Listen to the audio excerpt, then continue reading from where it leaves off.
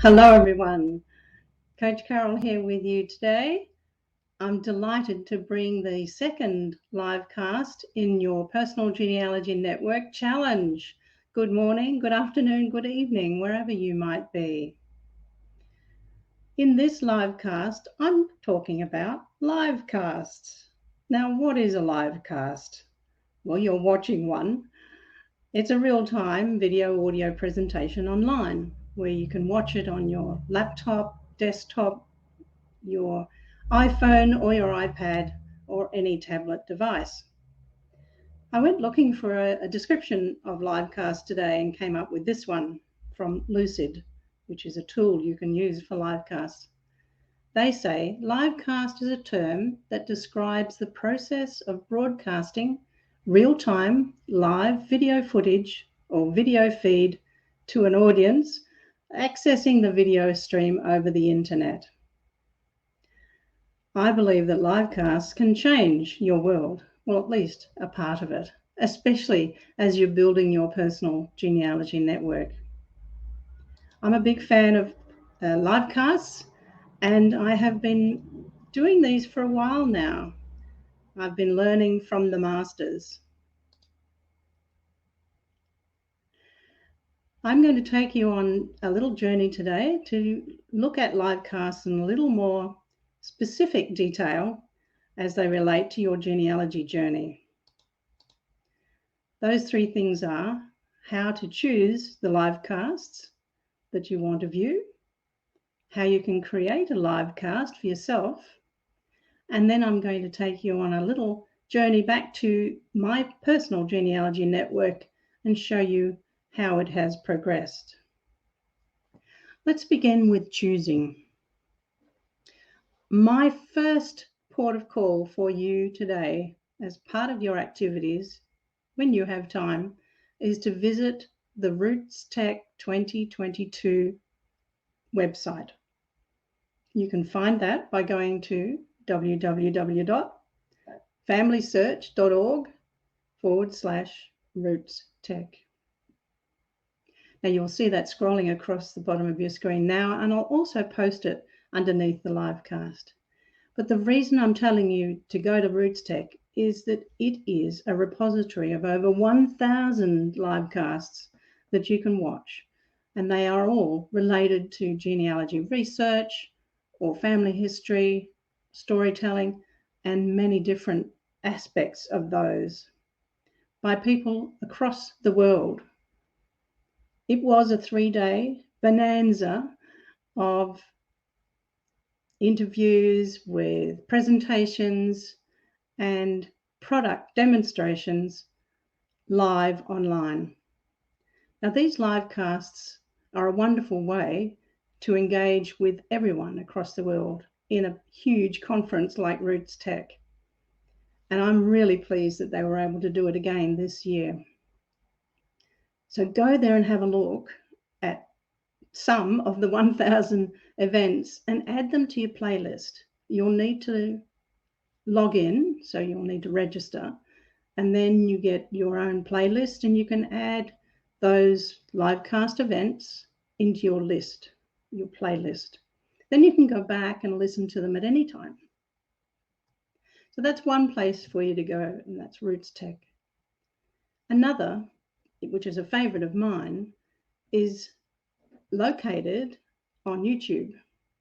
They display in Facebook when they're live, but they are recorded in YouTube later, and that is the Find My Past Fridays Live.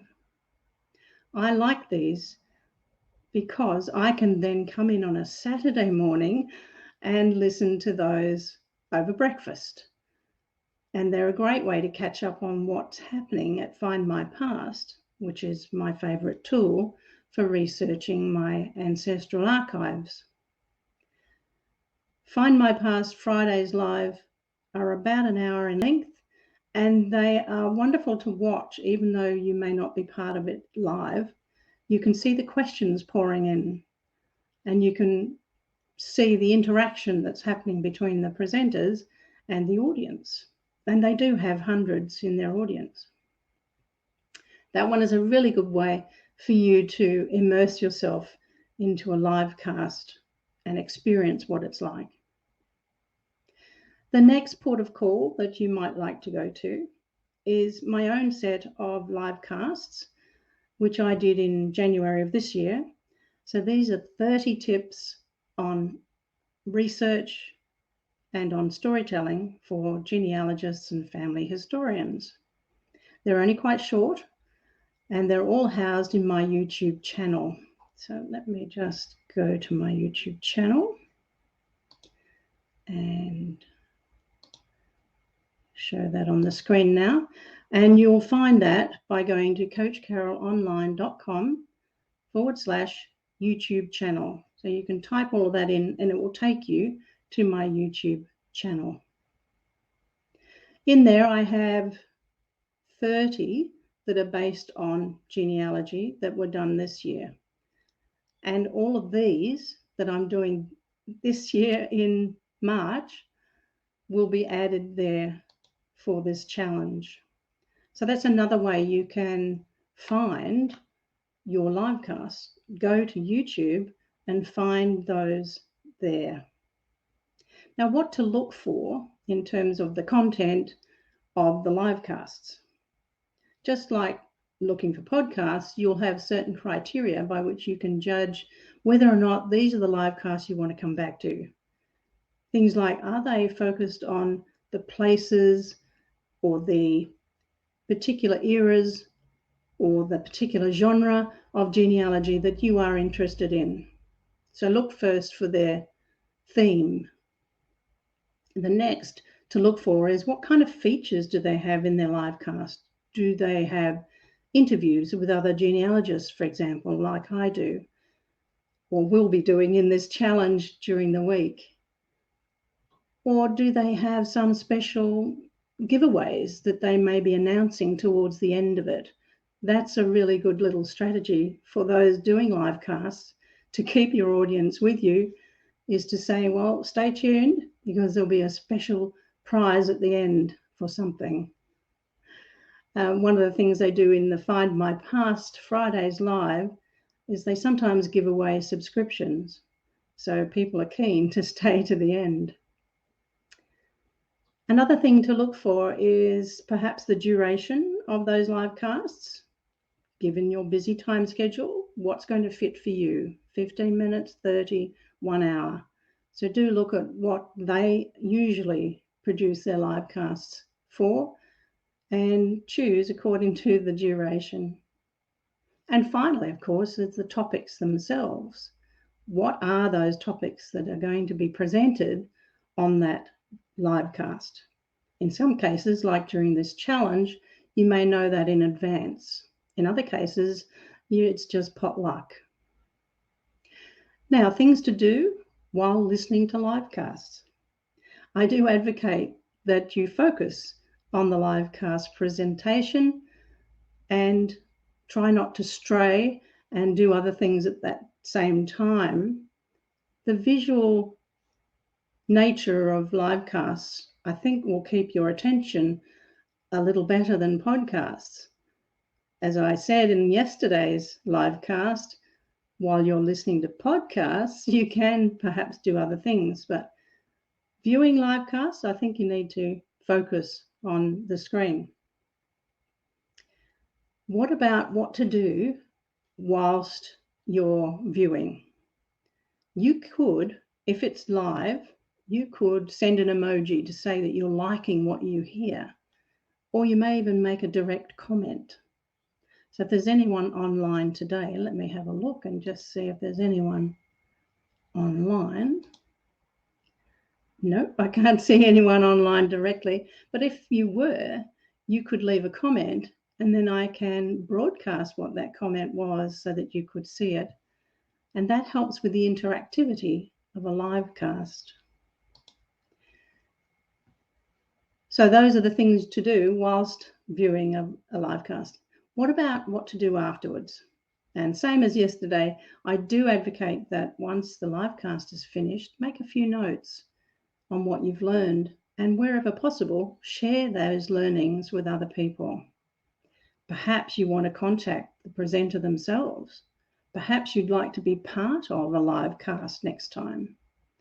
So do take those opportunities as soon as possible after the live cast is finished. Otherwise, you'll forget. The second part of today's live cast is all about how to create them. Now, this usually will take some time to explain, so I'm only going to give you a summary today. And why would you do a live cast, I hear you ask? Well, you might want to use a live cast instead of a text post in reply here in this community. More about that in a moment. If you are wanting to create a live cast, there's a couple of ways you can do it really easily without any special tools or equipment. For example, did you know that you could do a live cast directly into Facebook, where you would look for, when you're making your comments, your posts, you'll see an option there called live.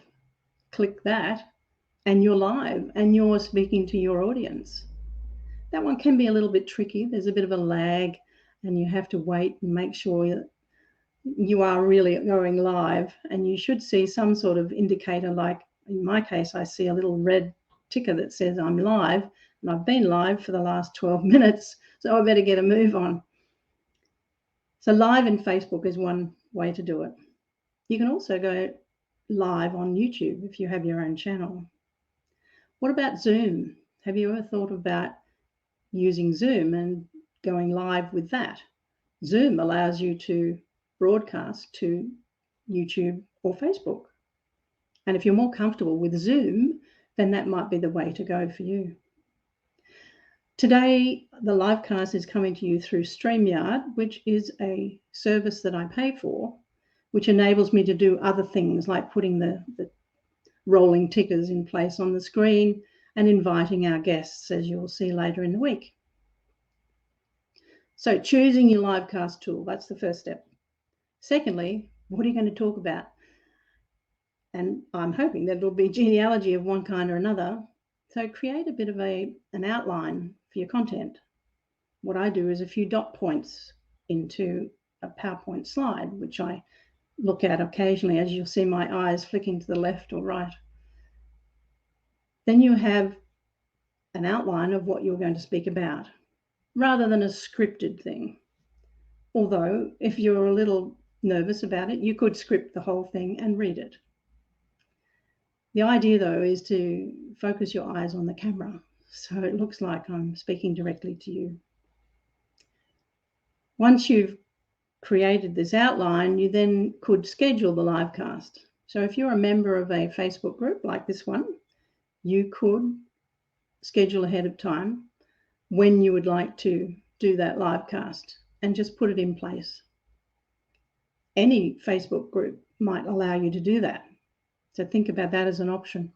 What I'm suggesting you might do as a practice, and I'd love to see who's brave enough to jump in to do this, is leave me a live cast comment on your progress so far on building your personal genealogy network. Just a couple of minutes, that's all it requires. This is a safe place. We can give you some feedback and tips if you need, but jump in and try a live cast directly with us. What you're doing is really just streaming your live presentation in real time. Considering later down the track that you might use live casting for your storytelling is another option.